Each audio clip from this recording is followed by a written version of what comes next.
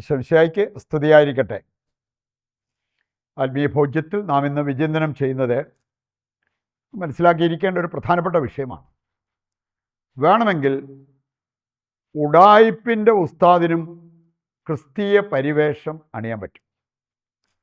പുറമേ വേണമെങ്കിൽ കാഴ്ചയിൽ നല്ലൊരു ക്രിസ്ത്യാനി, പക്ഷേ ഉഡായിപ്പിൻ്റെ ഉസ്താദായിരിക്കാം ശരിക്കും അവരുടെ ജീവിതത്തെക്കുറിച്ച് നമ്മൾ പഠിക്കുമ്പോൾ മനസ്സിലാക്കുക. ഒരു വചനം കൃത്യമായിട്ട് ദൈവം നമ്മെ ഓർമ്മിപ്പിക്കുന്നുണ്ട്. ഈ ഒരു യാഥാർത്ഥ്യം നമ്മൾ മനസ്സിലാക്കിയിരിക്കണമെന്ന്. മത്തായി 7-ാം അധ്യായം 15-ാമത്തെ വചനം. മത്തായി 7:15.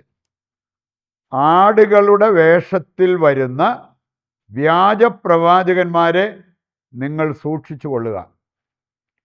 ആടുകളുടെ വേഷത്തിലാണ് അവർ വരിക. ഇടയൻ്റെ വേഷത്തിൽ അവർ വന്നേക്കാം, പക്ഷെ അവർ വ്യാജപ്രവാചകന്മാരാണ്.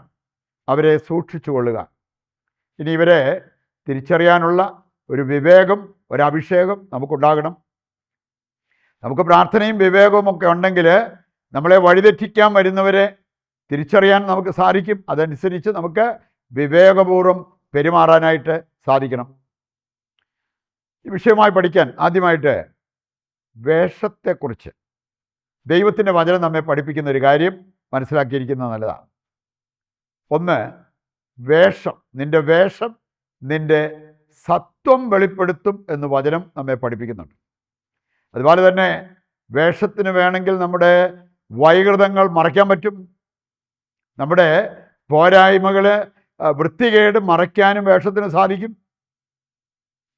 ഒരു വചനം പ്രഭാഷകൻ 19, 29, 30 അവിടെ പറഞ്ഞിരിക്കുന്നത്, ബാഹ്യഭാവം കണ്ടാൽ മനുഷ്യനെ തിരിച്ചറിയാൻ പറ്റും. എന്നിട്ട് അവിടെ പറയാണ്, നിൻ്റെ വേഷം, ചിരി, നടപ്പ് ഇവ നിൻ്റെ സത്വം വെളിപ്പെടുത്തും. അതുകൊണ്ട് നമ്മുടെ വേഷം കൊണ്ട് നമ്മൾ ആരാണ് എന്ന് നമ്മൾ മറ്റുള്ളവർക്ക് വെളിപ്പെടുത്തുകയാണ്. നമ്മൾ നല്ലവരാണെന്ന്, ക്രെഡിബിലിറ്റി ഉള്ളവരാണെന്ന് വേഷം കൊണ്ട് നമ്മൾ തെളിയിക്കണം എന്നുള്ളത് കർത്താവിൻ്റെ വചനം നമ്മെ ഓർമ്മിപ്പിക്കുകയാണ്. രണ്ടാമതൊരു കാര്യം, ചില കാര്യങ്ങളൊക്കെ വേണമെങ്കിൽ നമുക്ക് മറയ്ക്കാൻ പറ്റും വേഷം കൊണ്ട്. ചിലർ ഒരു ധ്യാനത്തിൽ സംബന്ധിച്ച ഒരു മനുഷ്യൻ, പുള്ളി ഇങ്ങനെ ഫുൾ കയ്യൻ ഷർട്ടായിട്ടേക്കുന്നത്. പിന്നീടാണ് ഞാൻ മനസ്സിലാക്കിയത്, പിന്നെ ഈ സ്തുതിപ്പിൻ്റെ സമയത്താണെങ്കിലും കൈപൊക്കത്തില്ല. ആൾക്കാർ വിചാരിക്കും അവന് അഹങ്കാരമാണ്. പക്ഷേ അവൻ്റെ വലത് കൈ അറ്റുപോയതാണ് ഒരു ആക്സിഡൻറ്റിൽ. അതിനുശേഷം അവൻ ഈ ഫുൾ കൈ ഷർട്ടിട്ട് ആ കൈ അവൻ്റെ പാൻറ്റിൻ്റെ പോക്കറ്റിൽ ഇട്ടിരിക്കുകയാണ്. ആൾക്കാർ നോക്കിയാൽ അത്ര പെട്ടെന്നൊന്നും അവർക്ക് മനസ്സിലായില്ല. ഈ ഒരു പോരായ്മ വേണമെങ്കിൽ ഈ ഫുൾ കയ്യൻ ഷർട്ടിട്ട് മറയ്ക്കാൻ പറ്റും. വേഷം കൊണ്ട് നമ്മുടെ ജീവിതത്തിൽ സാധ്യമാകുന്ന രണ്ട് കാര്യങ്ങൾ.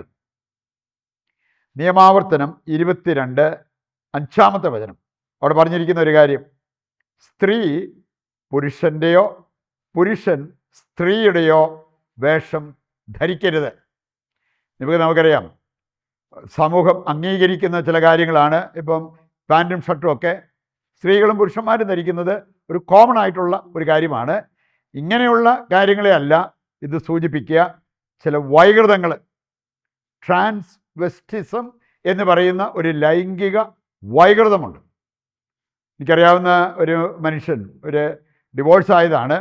അവൻ തന്നെ ഇങ്ങോട്ട് പറഞ്ഞൊരു കാര്യമാണ്, രാത്രിക്ക് അവൻ കിടക്കുമ്പോൾ ചിലപ്പോൾ നൈറ്റി ഇട്ടുകൊണ്ടാണ് കിടക്കുന്നത്. അതല്ലെങ്കിൽ സ്ത്രീകളുടെ വേഷം, ചുരിദാറോ അങ്ങനെയുള്ള കാര്യങ്ങളൊക്കെ അതവനൊരു അനുഭൂതി നൽകുന്നു. അതൊരു വൈകൃതമാണ് എന്ന കാര്യം നമ്മൾ വിസ്മരിക്കരുത്. 2 കൊറിന്തോസ് 11:14 വായിച്ചാൽ അവിടെ പറഞ്ഞിരിക്കുന്ന ഒരു കാര്യം, പിശാച് ദൈവദൂതൻ്റെ വേഷം കെട്ടി വരാം, നീ സൂക്ഷിക്കണം. 11:15 പറഞ്ഞിട്ടുണ്ട്, അവൻ്റെ ശുശ്രൂഷകരും, അതായത് പിശാചിൻ്റെ ശുശ്രൂഷകർ നീതിയുടെ വേഷമണിഞ്ഞ് നിങ്ങളുടെ അടുത്ത് വന്ന് നിങ്ങളെ വഴിതെറ്റിക്കാൻ നോക്കിയേക്കാം. വഴി തെറ്റാതിരിക്കാൻ നിങ്ങൾ ശ്രദ്ധയുള്ളവരായിരിക്കണം എന്ന് ഈ വചനഭാഗം നമ്മെ ഓർമ്മിപ്പിക്കുന്നുണ്ട്. രണ്ടാമതായിട്ട് നമ്മൾ മനസ്സിലാക്കിയിരിക്കേണ്ടത്, നമ്മുടെ വേഷം കെട്ട് ദൈവത്തിൻ്റെ അടുത്ത് വിലപ്പോകില്ല. വേഷം കെട്ടി മനുഷ്യരെ പറ്റിക്കാൻ പറ്റിയേക്കും, ദൈവത്തെ പറ്റിക്കാൻ പറ്റില്ല. വെളിപാട് പുസ്തകം 3:15 മുതൽ വായിക്കുമ്പോൾ, എനിക്ക് നിന്നെ അറിയാം, ദൈവം പറയാണ്, നിന്നെ എനിക്കറിയാം, നീ ചൂടോ തണുപ്പോ ഇല്ലാത്ത വ്യക്തിയാണ്. നീ വിചാരിക്കുന്നു നീ ധനികനാണ്, നീ വിചാരിക്കുന്നു നീ അറിവുള്ള വ്യക്തിയാണ്. ഇതൊന്നും അല്ല. അങ്ങനെ കർത്താവ് സംസാരിക്കുന്നത് ഈ വചനഭാഗത്ത് നമുക്ക് കാണാൻ പറ്റും. ഗലാത്യർ 6:7 മുതൽ വായിച്ചാലോ? അവിടെ പറഞ്ഞിരിക്കുന്നത്, നിങ്ങൾക്ക് വ്യാമോഹം വേണ്ട, ദൈവത്തെ കബളിപ്പിക്കാൻ ആർക്കും പറ്റില്ല. നീ വിതയ്ക്കുന്നത് തന്നെ കൊയ്യേണ്ടി വരും. അങ്ങനെയുള്ള കാര്യങ്ങൾ അവിടെ വെളിപ്പെടുത്തിയിരിക്കുന്നത് കാണാൻ പറ്റും. സുഭാഷിതങ്ങൾ 16:2 17:3 വായിച്ചാൽ കർത്താവ് ഹൃദയം പരിശോധിക്കുന്നവനാണ്. പുറമേയുള്ള കാര്യങ്ങൾ കണ്ട് വിധിക്കുന്ന ഒരു ദൈവമല്ല നമ്മുടെ ദൈവം. ഹൃദയം പരിശോധിക്കുന്നവനാണ്. നമ്മുടെ ഉള്ളിലിരിപ്പ് എന്താണെന്ന് കർത്താവിന് കൃത്യം അറിയാമെന്ന്. പ്രഭാഷകൻ 42:20 വായിച്ചാൽ, ഒരു ചിന്തയും ദൈവത്തിന് അജ്ഞാതമല്ല, ഒരു വാക്കും ദൈവം കേൾക്കാതെ പോകില്ല. ദൈവത്തിൻ്റെ കണ്ണുകളിൽ നല്ലവരാകാനാണ് നമ്മൾ പരിശ്രമിക്കേണ്ടത് എന്ന് ഈ വചനങ്ങളെല്ലാം നമ്മളെ ഓർമ്മിപ്പിക്കുക. മറ്റൊരു കാര്യം അവസാനമായിട്ട് നമ്മൾ ചിന്തിക്കുന്നത്, നമ്മൾ ഒറിജിനൽ ആണെങ്കിൽ, ഡ്യൂപ്ലിക്കേറ്റ് അല്ലെങ്കിൽ പരീക്ഷിക്കപ്പെടുന്നതിന് ഭയപ്പെടേണ്ട ഒരു കാര്യമില്ല. നമുക്കറിയാമല്ലോ, നമ്മൾ വണ്ടി ഓടിക്കുമ്പോൾ അതിൻ്റെ ബുക്കും പേപ്പറും ഒക്കെ കറക്റ്റ് ആണെങ്കിൽ ട്രാഫിക് പോലീസ് നമ്മൾ നിർത്തിയാൽ നമ്മൾ പേടിക്കേണ്ട കാര്യമില്ല. കാരണം പേപ്പർ വർക്കെല്ലാം കറക്റ്റാണ്. അതില്ലാത്തവരാണ് പോലീസിൻ്റെ സാന്നിധ്യത്തിൽ വേണേൽ അവിടുന്ന് രക്ഷപ്പെടാൻ നോക്കുക. അതല്ലെങ്കിൽ പേടിച്ച് ഇങ്ങനെയുള്ള കാര്യങ്ങളിലൂടെ കടന്നു പോവുക. നമ്മൾ ഒറിജിനലാണെങ്കിൽ നമ്മൾ ആരെ പേടിക്കണം? നമുക്ക് കാണാൻ സാധിക്കും, ദൈവം വാഗ്ദാനം ചെയ്തിരിക്കുന്ന ചില കാര്യങ്ങളാണ്. സ്വർഗത്തിന് അർഹരായവരെ ദൈവം പരിശോധിക്കും. പക്ഷെ അവിടെ അവരുടെ കളറൊന്നും മാറത്തില്ല. കളറ് മാറാതെ ഇരിക്കുന്ന വ്യക്തികളാണെങ്കിൽ അങ്ങനെയുള്ളവരാണ് സ്വർഗത്തിന് അർഹത നേടുക. സാധാരണ കാണാറുണ്ട്, ഈ നെല്ലൊക്കെ പാറ്റാൻ വേണ്ടി അതിങ്ങനെ കാറ്റുള്ള സമയത്ത് പൊക്കിയിടും. നെല്ലാണെങ്കിൽ അവിടെ തന്നെ വീഴും, പതിരാണെങ്കിൽ പറന്നു പോകും. കർത്താവ് പരിശോധിക്കുമ്പോൾ ഒറിജിനൽ ആണെങ്കിൽ അവിടെ നമുക്ക് ആ ടെസ്റ്റ് പാസ്സാകും. സങ്കീർത്തനം 17:3 മുതൽ വായിക്കുമ്പോൾ വളരെ മനോഹരമായ കാര്യങ്ങൾ അവിടെ പറഞ്ഞിരിക്കുന്നത് കാണാൻ പറ്റും. അവിടുന്ന് എൻ്റെ ഹൃദയം പരിശോധിച്ചാൽ എന്നിൽ മാലിന്യം കാണില്ല. കർത്താവിനോട് സങ്കീർത്തകൻ പറയാണ്, നീ എന്നെ ഉരച്ചു നോക്കിക്കോ, നീ വേണമെങ്കിൽ അർദ്ധരാത്രിയിൽ എന്നെ സന്ദർശിച്ചോ, എന്നിൽ മാലിന്യം കാണത്തില്ല. നമ്മളെയൊക്കെ ഇങ്ങനെ ഒരു രീതിയിൽ, ഈ രീതിയിൽ കർത്താവ് സന്ദർശിച്ചാൽ എങ്ങനെ ഇരിക്കും? കാരണം പല കാര്യങ്ങളും മറ്റുള്ളവർ കാണാതെ രഹസ്യമായിട്ട് പാപജീവിതം നയിക്കുന്ന വ്യക്തികൾ, അവരെ കർത്താവ് സന്ദർശിച്ചാൽ എങ്ങനെയിരിക്കും?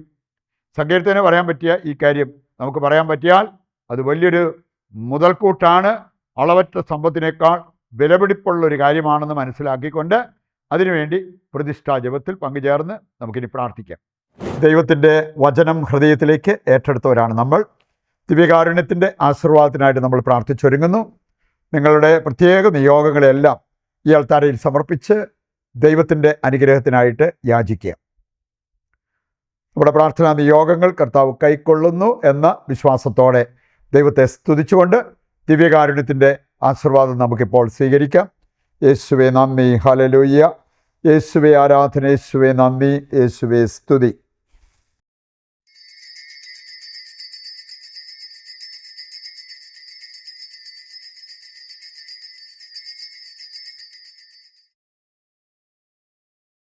ഈശോമിശിഹായ്ക്ക് സ്തുതിയായിരിക്കട്ടെ. മറ്റൊരു എപ്പിസോഡുമായി നാളെ വീണ്ടും നമുക്ക് ഒന്നിക്കാം. ദൈവം നിങ്ങളെ സമൃദ്ധമായി അനുഗ്രഹിക്കട്ടെ.